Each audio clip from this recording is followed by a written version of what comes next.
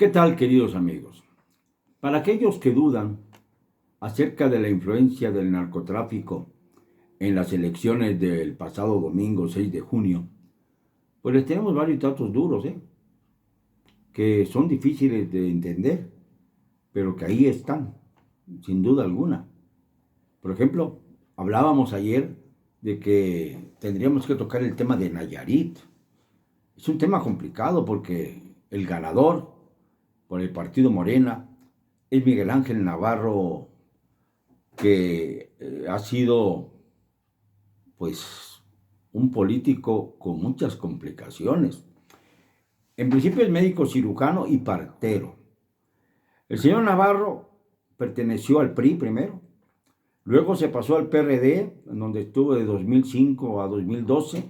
En ese año pues coqueteó con el PAN porque se sentía alejado del PRD, porque no lo había apoyado en su intención de volver a ser candidato al gobierno. Y lamentablemente para todos, acabó siendo morenista. Y como morenista acaba de ser electo gobernador de Nayarit. Digo que es una pena porque resulta que él fue uno de los fiscales durante el gobierno de Roberto Sandoval, el priista que ahora está detenido por sus supuestos vínculos con el narcotráfico, como lavador de dinero, etcétera, etcétera. Se están todavía fincando todas sus responsabilidades, pero está en la cárcel. Como está en la cárcel el que fue fiscal también, el primero de los fiscales de Roberto Sandoval, el señor Edgar Beitia. ¿Se acuerdan ustedes el escándalo que se armó? Bueno, pues él está detenido y ya fue sentenciado a 20 años de prisión por sus delitos también de colusión con el narcotráfico.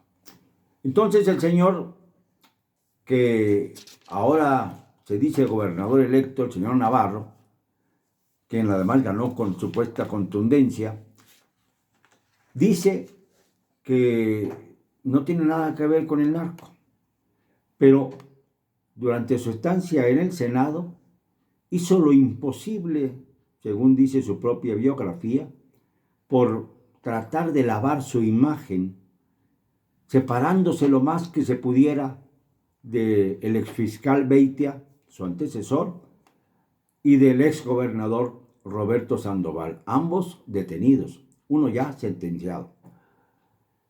Es imposible que el señor Navarro no tenga nada absolutamente que ver con el narcotráfico cuando hay tantos antecedentes que lo rodean y lo elevan en el santoral de los gobernadores de Morena.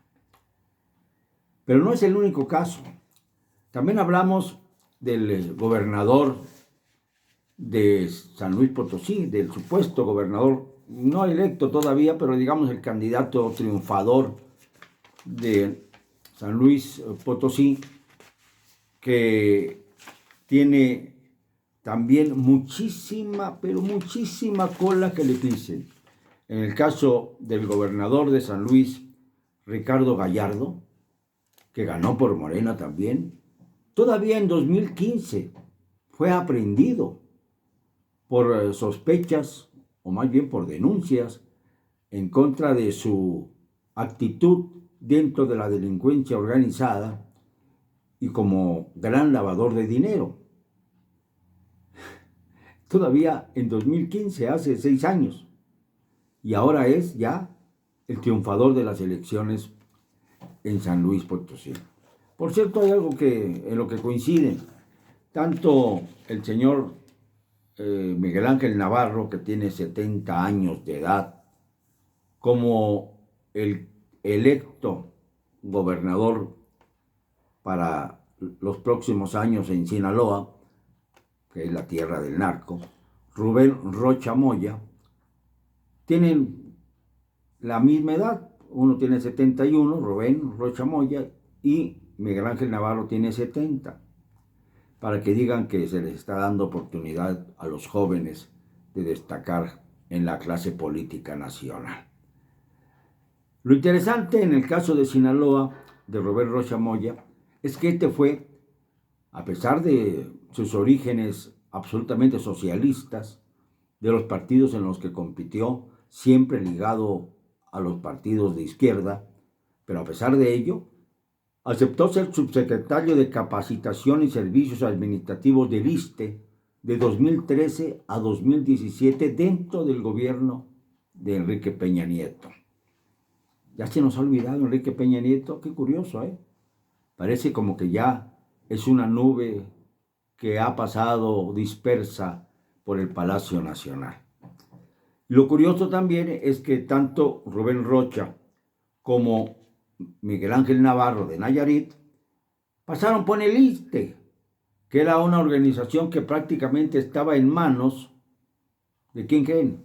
Del Baster Gordillo, quien quitaba y ponía a los directores del ISSSTE, entre ellos a Miguel Ángel Yunes Linares, el veracruzano, al que nadie toca, y cuya mujer también participó en los recientes comicios como candidata a diputada.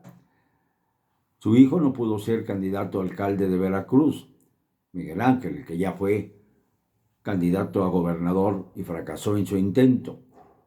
Los Yunes siguen tratando de manejar Veracruz a pesar de que se supone que el gobernador es morenista, Cuitláhuac García, y nada ha hecho para auditar y en su caso consignar a su antecesor Yunes Linares. Esto revela que la sociedad está muy grande en todo el litoral del Pacífico y en todo el litoral del Golfo. Vean ustedes, ¿quiénes ganaron? En Baja California ganó Marina del Pilar Ávila, pero con una especie de consenso extraño con el que estaba liderando al partido Encuentro Solidario, el famoso PES, ligado a los intereses norteamericanos, a las sectas norteamericanas. El señor Jorge Hanron se hizo a un lado en los últimos días de la campaña y se dio el paso a Marina del Pilar Ávila, mientras se arrojaban cadáveres en algunas casillas de Tijuana y se robaban ánforas, las urnas, en Mexicali. Fue un triunfo bastante cuestionado y bastante organizado por los grandes cárteles que dominan territorialmente Tijuana y sus alrededores. El cártel de Tijuana, de los famosos hermanos Arellano Félix, que quedan por ahí algunos desperdigados. Y tenemos también el caso de Baja California Sur, en donde ganó Víctor Manuel Castro Cosío, cuando todos los indicadores marcaban hacia la alianza opositora como casi segura vencedora. Y de pronto se dio la vuelta con intervención de factores externos. Algo similar ocurrió en Sonora, en donde se daba ya un empate técnico, pero favoreciendo al candidato de la alianza, y en donde el rufián de Alfonso Durazo, uno de elementos que ha pasado lo mismo como secretario de Luis Donaldo Colosio en el PRI, que como secretario particular de Vicente Fox cuando fue presidente de la República, que como morenista, primero perredista y ahora morenista, al lado del señor López Obrador, y que fue secretario de Seguridad Pública, cargo en el cual administró y abrió las puertas a los grandes sicarios del narcotráfico para que no fueran perseguidos, siguiendo el lema de su patrón de abrazos y besos en lugar de balazos. Y es además el responsable del atroz acontecimiento por el cual Ovidio Guzmán, hijo del Chapo Guzmán, fue liberado en la fatídica tarde del 17 de octubre de 2019, cuando se rompió el Estado de Derecho en nuestro país. Ese es el caso de los gobernadores del norte. Pero no es solamente ese caso, también tenemos toda la franja del Pacífico que está prácticamente a favor del cártel político del Pacífico, no solamente el cártel de narcotraficantes, sino también ya el cártel político ligado al cártel de los narcotraficantes, tanto del Pacífico como el de Sinaloa.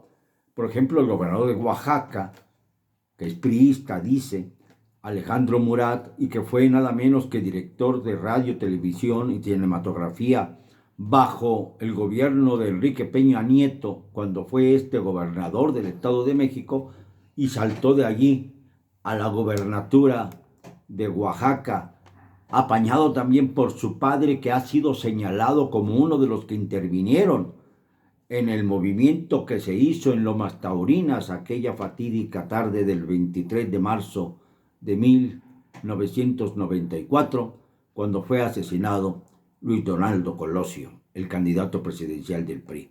Pepe Murat carga con esa culpa y esa responsabilidad. Y a pesar de eso, el trabajo sucio se lo premiaron haciendo a su hijo Alejandrito gobernador de Oaxaca, y ahora Alejandrito es uno de los más lacayos al presidente López Obrador, peor que si fuera de Morena. ¿Y qué pasa? ¿Qué pasa en todo lo demás? Que el narco no pudo penetrar la Ciudad de México en su totalidad. Ganó alcaldías como la de Tláhuac, que es la más afectada por la terrible desgracia de la línea 12 del metro. Ganó Morena allí, porque allí está infiltrado el narcotráfico, curiosamente. Y no ganó en el poniente de la Ciudad de México Morena, porque allí no ha tenido el narcotráfico suficientes cauces, aparentemente. Pero ahí se impuso la ciudadanía y logró dividir la Ciudad de México, pero así como si lo partieran por la mitad a la ciudad. De un lado quedó Morena y del otro lado quedó los partidarios de la Alianza o del PAN, como en el caso de la alcaldía Benito Juárez, que solo el PAN jugó y ganó.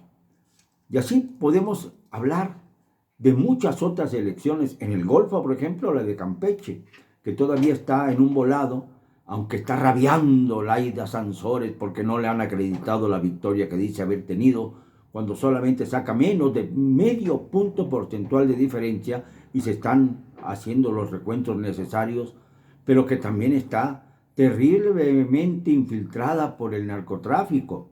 Por algo no ha podido hacer justicia, como pretendía López Obrador, en el caso del señor gobernador de Tamaulipas, Francisco García Cabeza de Vaca, que ya lo dijimos muchas veces, estaba ligado al narcotráfico desde hace muchos años. Es inexplicable que el PAN lo haya hecho su candidato y luego gobernador de Tamaulipas.